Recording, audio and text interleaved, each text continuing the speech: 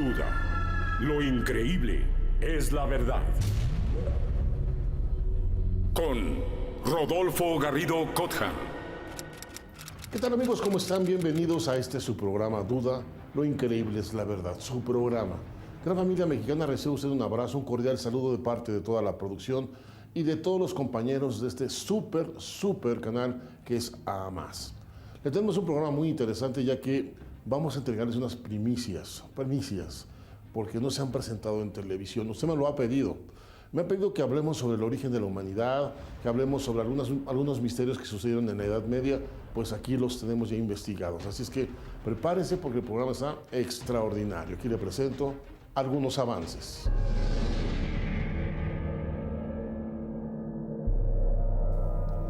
Duda le presentará los misterios sobre el origen de la humanidad, un tema fascinante que no puede perder sus detalles. En Duda también le presentaremos un misterioso mapa del siglo XVI. No sabemos cómo fue hecho, pero aquí le voy a presentar la investigación, porque todo parece indicar que el cielo tiene la respuesta. Hablar sobre el origen de la humanidad no es fácil.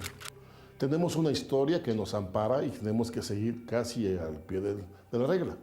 Sin embargo, hay historias grabadas, sobre todo en Sumeria, que hablan de historias o de otras historias antes de nuestra historia. Duda, lo increíble, la verdad, ya ha presentado algunos temas de estos. Pero hablar sobre el origen de la humanidad, que está asociado a civilizaciones que emergieron del mar o posiblemente que vienen de otro mundo, es tema de duda. Y es muy importante tocarlo.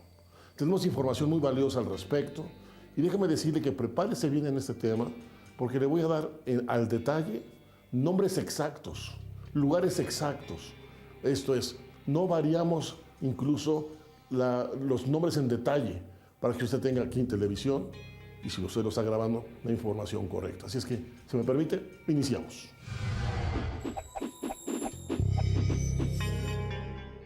Ponga mucha atención en esta leyenda de los 7 dioses sabios de Sumeria, porque aquí se esconde posiblemente la historia oculta de la misma humanidad. La leyenda de los 7 dioses sabios de Sumeria es una leyenda fascinante, llena de intriga y de poderosos interrogantes. Parece que toda esta historia empieza con el dios sumerio Enki, el señor del abismo de agua dulce, también conocido como Apsu, ya denominado Ea en la cosmogonía acadia. Se le siguió considerando el señor del Apsu, el dios del elemento líquido, pero también como el dios de la sabiduría y fuente de todo el conocimiento mágico que existía, y creador e instructor del hombre en las artes y en los oficios. Enki era el señor de las aguas terrenas y los cañaverales, denominado también como el sabio de los dioses o también Apkallu-ili. Y es en este contexto donde surge el mito de los 7 sabios, pues fue Enki quien los creó. Los 7 Apkallu de Eridu era la ciudad donde estaba el primigenio templo de Enki, o los 7 Apkallu del Apsu. Otra denominación con el que se les conoce es la de Anedotus o Anedoti, cuya traducción literal sería los repulsivos. ¿Por qué se referían a ellos como los repulsivos? ¿Será por su aspecto reptiloide, como muestran las tablillas sumerias? Como puede ver, la historia sumeria habla sobre 7 sabios muy bien clasificados, los cuales tenían la dirección del saber y de la dirección del bien, precisamente de la civilización. Se habla también de 7 ciudades que le mencionaré más adelante con toda precisión. Pero lo interesante es que estos dioses, aunque también tenían una presencia normal, eran asociados también con imágenes de iguanodontes, o sea, de reptiles. De hecho, sus nombres se asocian al término de repugnantes. Así es que es muy interesante seguir el detalle que le estoy dando para que usted se introduzca a una historia fascinante que es sobre el origen de la humanidad. Los hijos de lo profundo son 7. Ellos han purificado las aguas, las han serenado, las han hecho cristalinas como ante su padre Ea, como ante su madre Damkina. Serán puros y serán claros. En la mitología de la antigua Mesopotamia, el término acadio, Apkallu, se usaba para definir a unos personajes míticos poseedores de un extraordinario saber. La traducción de este vocablo vendría a ser sabio, hombre sabio, erudito, y en una acepción posterior a una cultura asiria se asoció a divinidades protectoras, genios o genios alados y ese término acadio viene a su vez del vocablo sumerio Abgalu, sabio, Ab, agua, Gal, grande, Lu, hombre, sumerio. Esto es, los grandes hombres sumerios. Estos personajes eran criaturas anfibias míticas, representadas en los relieves babilónicos como seres con el cuerpo de pez combinada con figura de un hombre. Estos personajes realizaron aportes extraordinarios a las florecientes civilizaciones de la creciente fértil, en los rituales sumerios acadios de la época amorrito-babilónica, tercer milenio antes de Cristo. El nombre de Abgal, Abkalu, en lengua sumeria, hace referencia a un erudito componente de la corte de los Igigi del reino de Apsu, término sumerio acadio para los Anunnaki o Anuna paleo-babilónicos. Estos enigmáticos seres ejercieron puestos como sacerdotes, sabios o consejeros de los reyes de la antigua Sumeria en un extensísimo periodo de tiempo antes del diluvio universal. Según el mito, los seres humanos desconocían los beneficios de la civilización, y esos enigmáticos seres surgieron de las aguas para instruirles y darles las tablillas Me. Les enseñaron los fundamentos de las artes y las ciencias, de la cultura y la civilización en general, arquitectura, escritura, leyes, agricultura, medicina, diversas técnicas y oficios, pero también la videncia y la magia. El origen de los Abgal o Abkalu estronca directamente en el mito de la creación de los seres humanos. Los dioses del Apsu se rebelan ante los dioses del cielo por la situación de servidumbre en la que se encuentran. Es entonces cuando el dios Enki-Ea decide crear al ser humano para aligerar de estas pesadas tareas a los dioses, pero al mismo tiempo crea los Abkalu como instructores de los humanos para hacerlos más útiles y eficientes. De acuerdo a la historia, Enki es quien va formando la genética de la nueva civilización cuando los Igigi prácticamente se rebelaron contra ellos y desaparecieron los que se salvaron. Los demás fueron muertos. Así es que era necesario para los trabajos de los Anunnaki tener otra raza que se sometiera a los trabajos duros. Enki entonces hace modificaciones precisamente del Homo erectus en aquel entonces, y parece ser que el resultado fue el Homo sapiens, pero también desarrolló otro personaje a la vez para que dirigiera al hombre, lo cuidara y también de alguna forma lo orientara. Sigamos adelante con la investigación. No solamente las tradiciones asocian a los Abkalu con Enki, sino también con el héroe Gilgamesh, conocido como el conocedor de todas las cosas, Osa Nakba Imiru, y que asumió también este papel de Abgal en la época anterior al diluvio universal, apareciendo en un sello en forma de cilindro como el maestro de los Abkalu. Con el curso de los acontecimientos, los 7 Abkalu comenzaron a ser asociados como los referentes de la fundación de las 7 ciudades sumerias más antiguas, que eran Eridu, Ur, Nippur, Kulab, Kish, Lasgash y Surupak. En la épica de los Gilgamesh, los Akalu son llamados los consejeros o Muntalki. En los textos épicos se dice que terminaban su instrucción retornando al Apsu, al reino de las aguas profundas, y nunca más fueron vistos. La primera mención hacia estos seres la hace Marduk en el poema épico de Erra, cuando pregunta dónde están los 7 sabios del Apsu, los puros peces Paradu, quienes, al igual que el señor Ea, han sido dotados de la sabiduría suprema. Estos 7 Abkalu, carpas venidas del mar, esos 7 Abkalu nacidos en el río para asegurar el buen funcionamiento de los planes en el cielo y también en la tierra. Podemos decir que hay unanimidad en lo que serían los 7 primeros Abkalu. 2 fuentes que resultan coincidentes en ese sentido son las series de encantamientos conocidas como Bit Meseri, especificadas en la tercera tablilla sumeria, y a la lista de reyes de Uruk. Los nombres difieren un poco, pero hay cierta coincidencia. Según la tabla de Uruk 20.030, los nombres de los 7 sabios antidiluvianos son Uan, Uanduga, Enmeduga, Enmegalama, Enmebeluga, Anelilda y Utuapsu.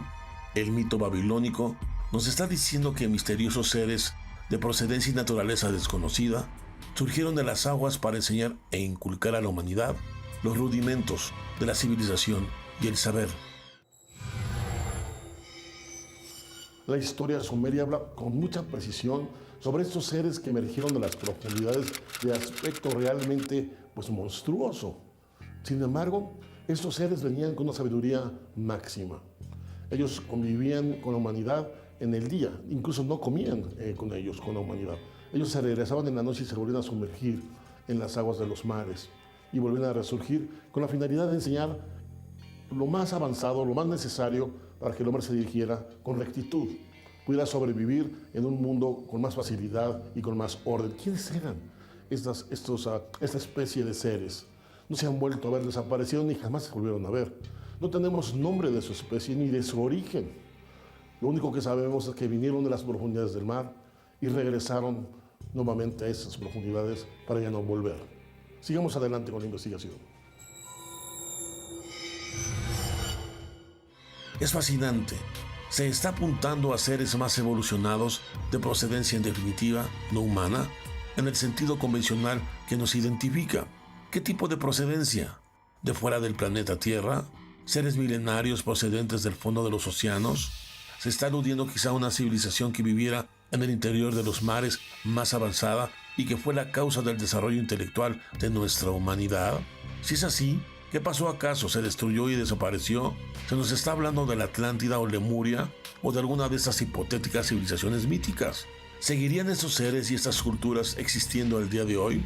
¿Tendrá todo esto que ver con el avistamiento de artefactos entrando y saliendo de océanos, ríos o lagos conocidos como los OVNIs? Si todo eso resulta desconcertante, no lo es menos que este tipo de mito, con muchísimos elementos concordantes, aparece en muchas culturas repartidas en todo el planeta.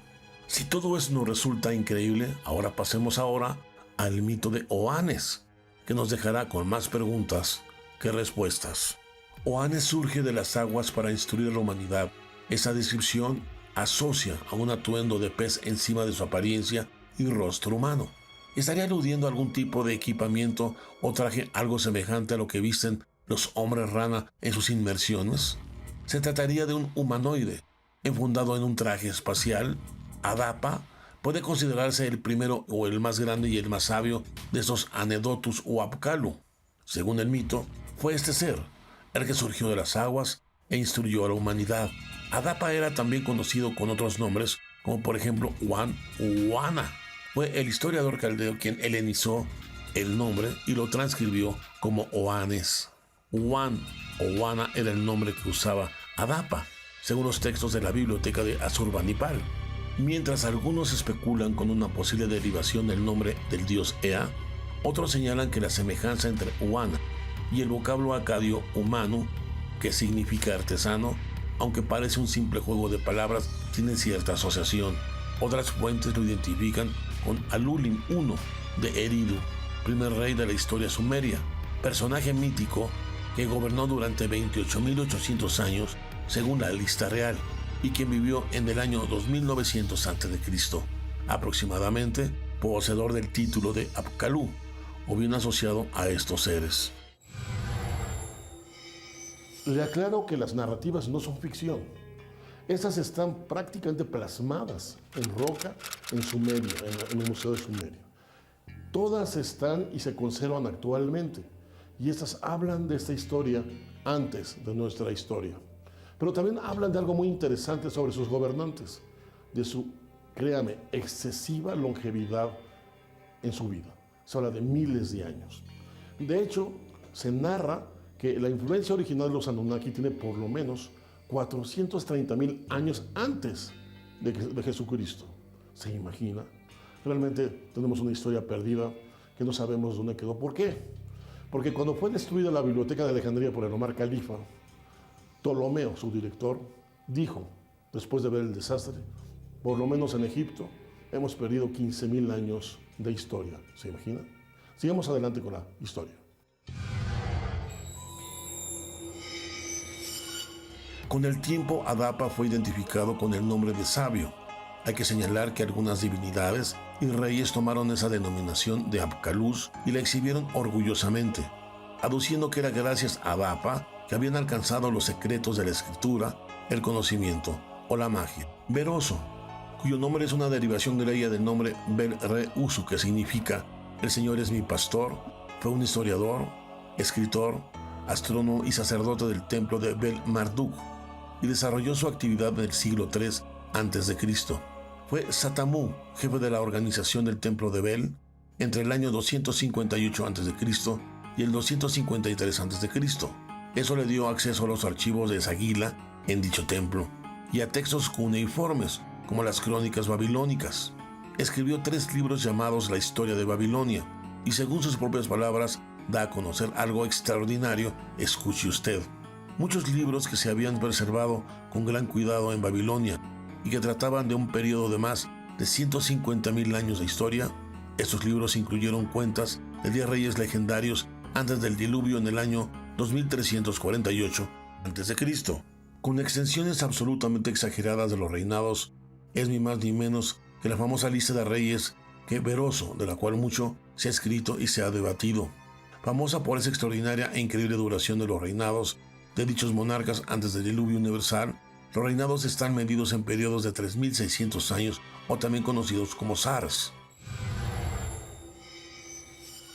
Esta historia que le estoy platicando, que le estoy narrando, está escrita precisamente en escritura cuneiforme en sumerio. Pero claro que hay testigos del momento que narraron todos esos eventos, pero no son los únicos. También hay testigos, por ejemplo, el discípulo de Aristóteles, pues es uno de ellos, que precisamente también nos narra toda su experiencia. Pero aún más cerca aún tenemos comentarios muy favorables de esta historia. ¿Sabe usted de quién? De Carl Sagan. Carl Sagan también menciona esa odisea que se vivió en Sumeria.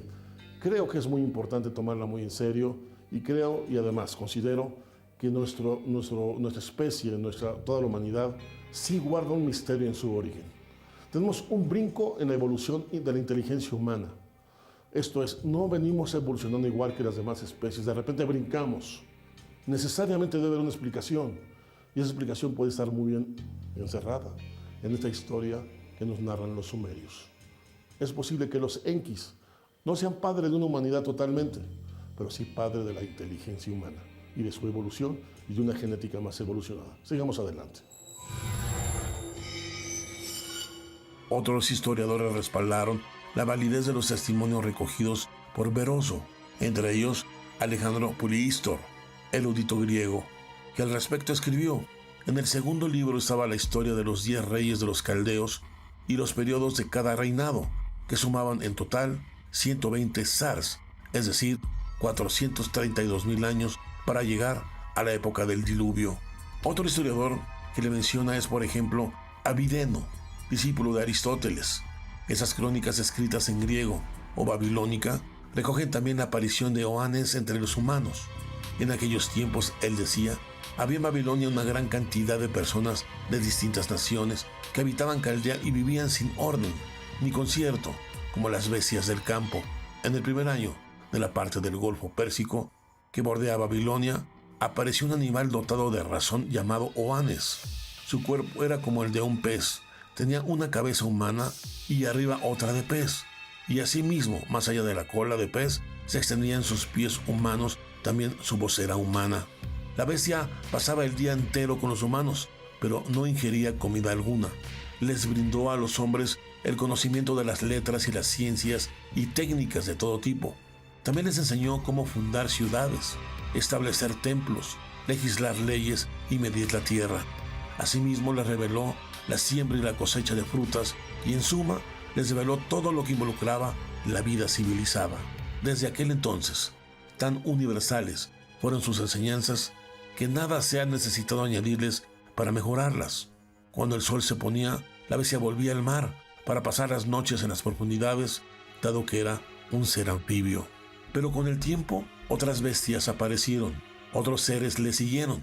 Efectivamente, otros seres anfibios fueron apareciendo. Es posible que cada uno de ellos estuviera asociado con un rey, pero así como tenemos 10 reyes antediluvianos, no ha trascendido el nombre de todos estos anedoti.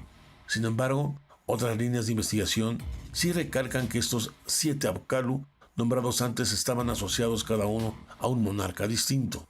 En todo caso, esto es lo que los historiadores escuchen con atención. El historiador Apolodorus se refiere al primero de ellos con el nombre de el Masarus Oani, el Anedotus del Golfo Pérsico. Este historiador también nombra a un cuarto Anedotus, pero sin nombre, que tenía la misma forma que los anteriores, la de un pez mezclada con la de un hombre. Después tenemos a otra criatura llamada Odacón. El historiador Avileno nos dice a su vez que un semidemonio llamado Anedotus, muy parecido a Oannes, apareció del mar por segunda vez, reinado de Amilarus, y en tiempo de Daos pasaron del mar a suelo 4 personajes de doble forma, cuyos nombres fueron Aedocus, Enegamus, Anebolus y Anementus, y aún Apolodorus nos menciona el último de esos seres de nombre Anodapus. Y si esto le parece lejano en el tiempo de esos historiadores, déjeme le comento que incluso Carl Sagan, en su libro Vida inteligente en el universo, se hace eco de esta lista de reyes sumerios y de las extrañas menciones de los historiadores a estos seres anfibios. Carl Sagan, especulando sobre posibles contactos con seres alienígenas en los albores de la humanidad, dice textualmente: otros seres le siguieron. Efectivamente, otros seres anfibios fueron apareciendo. Es posible que cada uno de ellos estuviera asociado con un rey, pero así como tenemos 10 reyes antediluvianos, no ha trascendido el nombre de todos esos Anedoti. Sin embargo, otras líneas de investigación sí recalcan que esos 7 Apkallu, nombrados antes, estaban asociados cada uno a un monarca distinto. No cabe duda de que nuestro pasado encierra una historia antes de esta historia. Un paso que va más allá de la ficción. Reinos y extraños y perdidos mundos que emergieron de los mares para enseñar a los hombres de la atmósfera. Mundos tan distantes y diferentes que hoy se hallan perdidos entre ellos. Solo queda una alternativa universal por descubrir: ir en busca de la verdad de nuestros orígenes, cueste lo que cueste. ¿Qué opina usted? Como usted ha podido ver a lo largo de esta explicación, de esta aventura que hemos tenido usted y su servidor, en esa narrativa de la historia del pasado, una historia pues oculta en la escritura cuneiforme, ¿no? Y muy poco hablada realmente en lo que es nuestro mundo normal occidental, es muy importante reconsiderarla, como le he venido diciendo. No vamos a dejar de seguir tocando ese tema, investigándolo. Si encuentro cosas más interesantes, yo a usted le prometo que aquí le presentaré en medio de las cámaras, en frente de las cámaras, pues lo más avanzado al respecto y lo último que va saliendo.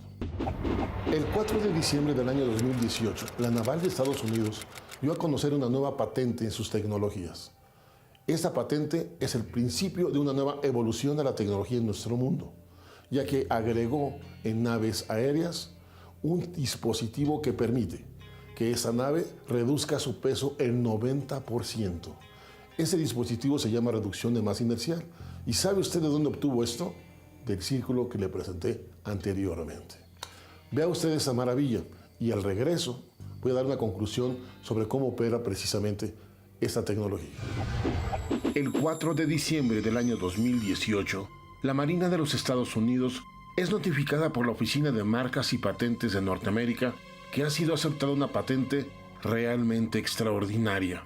Esta refiere a un dispositivo que emplearán las naves aéreas de la Marina de los Estados Unidos, que les permitirá perder el 90% de su peso y también hará que el fuselaje de la nave quede dentro de un campo de plasma altamente energético y totalmente al vacío. Esta tecnología es nombrada en la patente como tecnología de reducción de masa inercial. Para que usted entienda ese desarrollo, permítame darle unos datos. Si la nave pesa 10 toneladas en tierra, al encender el dispositivo de masa inercial, la masa perderá el 90% de su peso. Esto es, la nave en tierra pesará 10 toneladas, pero en el aire pesará solo 1 tonelada. Increíble, ¿no lo cree? Lo interesante de este desarrollo es que el campo de fuerza creado alrededor de la nave hará que ella no presente resistencia al moverse, ya sea en el aire o bajo el agua, incluso en el mismo espacio.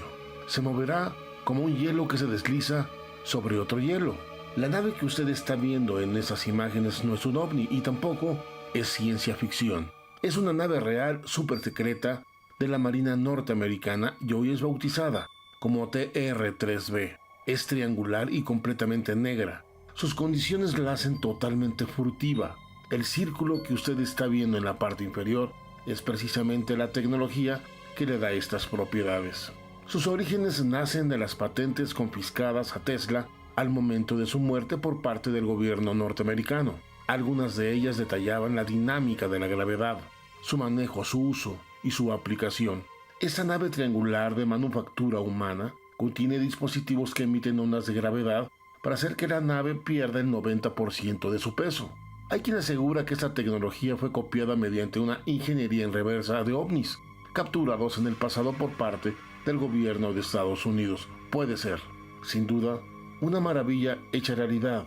Esta tecnología ya no es ficción y es el siguiente paso de la humanidad hacia las estrellas. Y serán las huestes de los cielos los emisarios de la luz y de la vida. Y serán los hombres de la tierra sus apóstoles que aprenderán a cantarle a cada una de las estrellas. Maravilloso, ¿no lo cree? Una tecnología que permite prácticamente subirse a una onda, ya sea magnética o gravitatoria, y viajar sobre la onda sin poder, o más bien sin consumir combustible, como lo hace un surfista en el mar. El surfista se sube a la ola y simple y sencillamente se deja llevar. La energía la lleva la ola. No requiere un motor el surfista para moverse. Lo mismo sucede en este tipo de tecnología. Impresionante, ¿no lo cree? En el año de 1587, Urbano Monte, un cartógrafo, desarrolló un mapa que en su tiempo fue el más grande hasta el día de hoy, en su época. Este hombre desarrolló 60 pliegos que él mismo se imaginaba que 300, 500 años después iba a dar revelaciones asombrosas. Lo interesante de estos mapas es que son varios puntos. Es la forma como fueron dibujados, el punto de vista desde donde se está supuestamente viendo para hacer los trazos del mapa y sobre todo la especificación de ciudades, lagos que en aquel entonces no se sabía que existían. Le invito a que entre usted a esta historia que es fascinante. El mapa es real, usted lo puede ver en un museo en Estados Unidos y déjeme decirle que vale la pena que usted vea a detalle la maravilla de un genio que hoy nos damos cuenta desarrolló algo maravilloso en el siglo XVI.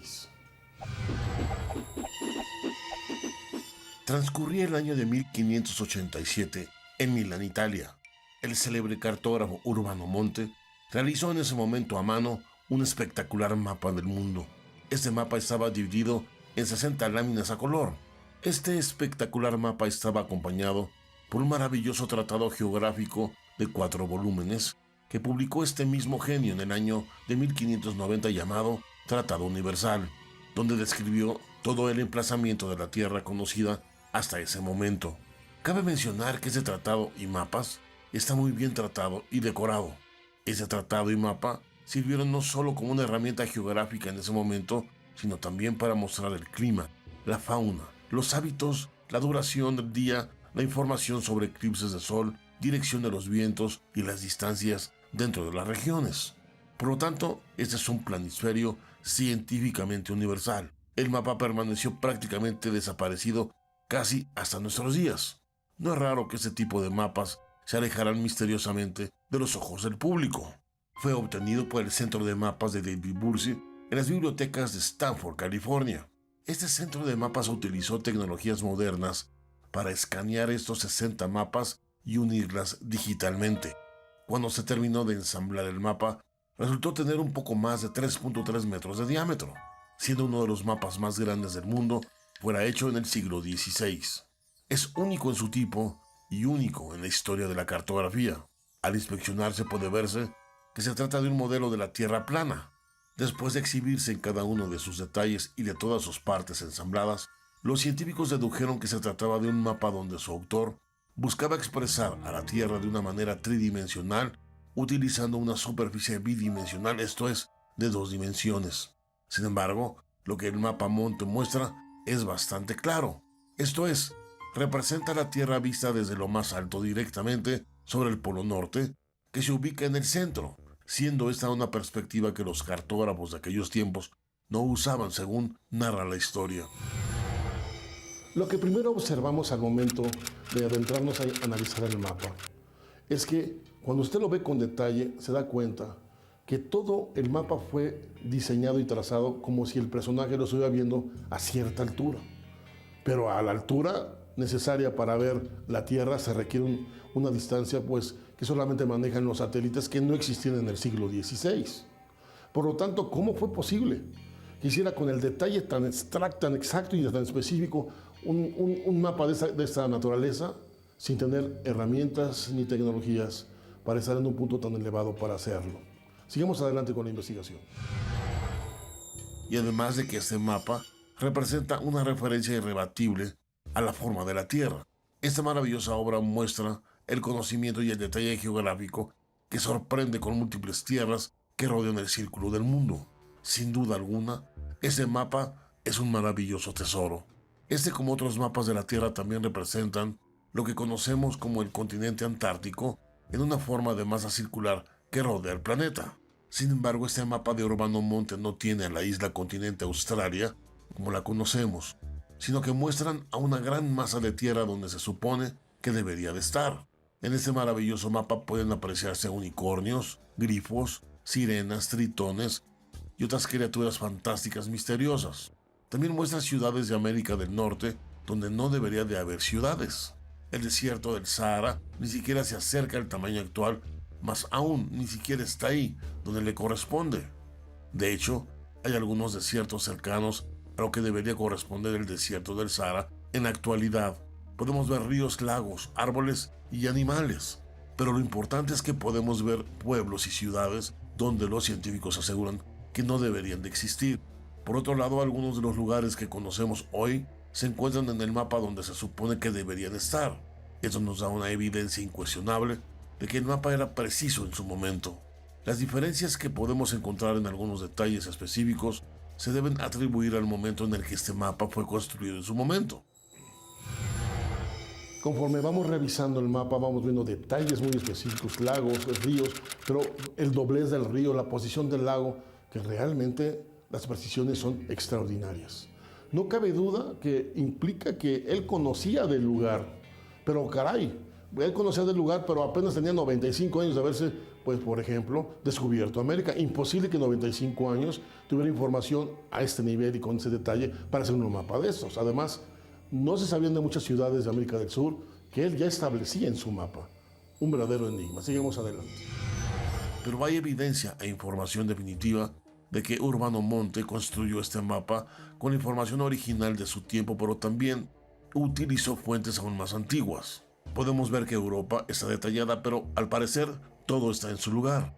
Las pirámides egipcias también están en el mapa, así como la ciudad del Cairo. Moscovia aparece como una provincia en ruinas, esto es, un río y un lago. También puede verse con claridad cómo están representados 12 reyes. Hay que deducir que eran los nobles más influyentes o los gobernantes que manejaban el destino del mundo en ese momento. En América pueden verse ríos, litorales que son reconocibles y también definidos. Pueden verse no solo ciudades costeras, sino también ciudades en el interior del continente. También pueden verse detalles de lagos y cadenas montañosas. Todo está ahí. Eso significa que todo ese territorio fue explorado, aprendido y mapeado, solo que habrá que investigar qué tipo de ciudades eran estas que estaban en el interior del continente. En América del Norte, en las profundidades de Alaska encontramos una mención de Tartaria, campo de entrenamiento de verano de los tártaros. Esto quiere decir que ese territorio fue estudiado y cartografiado indicando ríos, lagos, bosques, ciudades y el campamento de entrenamiento de verano de los tártaros. Algo es ver a Arcadia, una colonia de la Nueva Francia en el noreste de Norteamérica que fue fundada en el año de 1604, pero el mapa data del año de 1587. La exactitud de lugares en donde antes ni teníamos idea, por ejemplo en América del Norte, en América del Sur, en el Cairo, por ejemplo, en Egipto, en Europa, por ejemplo, o en el Polo Norte, él al trazarlos con precisión, simple y sencillamente no tenemos explicación para esto. Es más, él nunca la dejó, nadie se lo preguntó, nadie tuvo la curiosidad en su momento de pedírsela, pero déjeme decirle que el misterio está presente y este enigma trasciende, créame, muchísimos temas, porque necesariamente debe haber una explicación que hoy en día no entendemos. ¿Cómo pudo Urbano Monte anticipar el nombre de la colonia y la ubicación de ella 17 años de su aparición en el mundo? Pero hay otra cosa muy interesante, observe cómo se representan Estados Unidos en este mapa. Ahora comparemos con un atlas más moderno, por ejemplo, ese de 1742. 150 años antes de 1742, el mapa de Urbano lo muestra completo. El hecho es que 150 años antes, considerando estos dos mapas, se deduce que se conocía el territorio de América del Norte y al menos no era un punto en blanco del mapa en el mundo, siendo esto bastante extraño y extraordinario, donde hasta la fecha no hay una explicación al respecto. Ahora vayamos a otra región del mundo, a África. África es verde y floreciente, plagada de una red de ríos profundos. Otro punto de importancia en este mapa es el dibujo de la región de Gigantes, en donde aparecen dos hombres de gran tamaño o llamados patagones. Otra parte muy interesante de sus mapas es Patagonia, donde están los patagones. Él habla e incluso muestra en el mapa, pues, gigantes. Él ubica gigantes en la Patagonia. ¿De dónde obtuvo la información?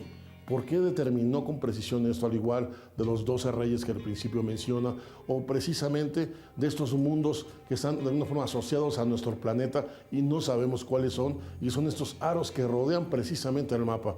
No lo sabemos, pero el informe y sobre todo la información, vamos, tan profunda y enigmática de esto, realmente nos conmueve, porque no había información en la época de esto. No se obtuvo ningún de otro lugar, o la obtuvo de alguien, o no sabemos cuál es el origen. Sigamos adelante con la investigación. Los patagones o gigantes patagónicos son un pueblo mítico de gigantes que apareció en los primeros informes europeos sobre la costa atlántica austral de América del Sur. La región por ello recibió el nombre de Patagonia. ¿Quiénes eran esos personajes señalados por Urbano que exhibe con estaturas extraordinariamente grandes? ¿Qué fue de estos patagones y cuál era su origen? Simple y sencillamente no hay respuestas, pero recuerde, esas zonas fueron verificadas, cartografiadas para poder ser incorporadas a este mapa. Sin duda un misterio en la noche de los tiempos. Pero hay más. ¿Por qué nadie se ha cuestionado y preocupado de por qué la Antártida fue representada así por Urbano? Donde puede verse tierras mostradas por Urbano que son totalmente desconocidas por nosotros en este tiempo. Google Earth intentó adaptar este mapa digital de Urbano sobre un globo terráqueo, dando esto como resultado. Nada concuerda con las regiones señaladas en el mapa de Urbano, donde hay lugares y tierras que no corresponden con los mapas de hoy. Lo curioso es ver por qué la Australia fue separada de la Antártida en los mapas posteriores a esta. En el Polo Norte guarda algunas diferencias con los mapas de hoy. También este maravilloso mapa nos proporciona información distinguida sobre las tierras de Japón que no se encontró en otros mapas occidentales. Otro misterio es que el mapa proporciona claramente detalles de las áreas aún no descubiertas en el año de 1587. Pero todo parece muy extraño y contradictorio. Por un lado resulta que Urbano Monte era un geógrafo brillante y por otro no conocía la rotación de la Tierra alrededor del Sol que nos dicen oficialmente, ya que se ve en el mapa un Sol más pequeño, con su trayectoria dibujado alrededor de la Tierra. También puede observarse que la brújula apunta al Polo Norte sobre el plano de la Tierra. Como puede ver, este mapa tiene en él muchos secretos y da para muchos análisis necesarios para entresacar sus verdades ocultas a simple vista. Aunque muchos han caído en nombrar a Urbano Montt como un cartógrafo de fantasía, ¿cómo explicar entonces que en aquella época, en el siglo XVI, alguien común como Urbano pudiera mapear toda América? Menos de 95 años de que Colón la descubriera y tener listo todo el Atlas Mundial dibujado correctamente y bastante detallado. La proeza de Monte no tiene precedente. Tome en cuenta que en esa época no había aviones y mucho menos la ayuda de satélites para cartografiar el detalle de regiones como él lo hizo. ¿Cómo fue posible su logro sin esta ayuda? Resulta inexplicable al día de hoy cómo alguien pueda realizar esta hazaña sin tener estas tecnologías en su mano. Hay quien especula que bien pudo haber tenido una ayuda misteriosa al respecto para lograr esta precisión, pero no especifican quién. ¿Quién pudiera ser si nada en el mundo en ese entonces podía llevar a las alturas para que tomara en cuenta detalles de regiones, ríos, valles y ciudades en América con tal precisión? Como puede ver, hay más preguntas que respuestas. Pero usted, como siempre, tiene la mejor y la última opinión. Otro enigma más que tenemos que enfrentar y que presentarle. Duda investiga precisamente estos temas. Parece ser que nuestro mundo se llena y se justifica por enigma tras enigma y que deja ver la ignorancia extrema que tiene la humanidad sobre su pasado. Es necesario tener la apertura de conciencia por parte de toda la humanidad para poder ser sensible y tratar de descubrir en los mínimos detalles de la historia posibles respuestas que nos hablen de los orígenes que nos pueden realmente sorprender. Por su atención, muchas gracias, gran familia mexicana. Aquí le dejo mi contacto de redes, mi teléfono, aquí no lo puede leer, 5555-448002. Aquí tienen mis contactos también en redes para que usted me pueda hacer ver sus comentarios, sus sugerencias. Y gran familia mexicana, de todo corazón, de parte de todos, muchas gracias por recibirnos. Gracias por construir este su programa. Duda, lo increíble, la verdad, es de usted, de usted y de usted. Gracias a todos ustedes y seguiremos, obviamente, adelante. Y recuerde, aquí nunca decimos adiós, sino hasta siempre.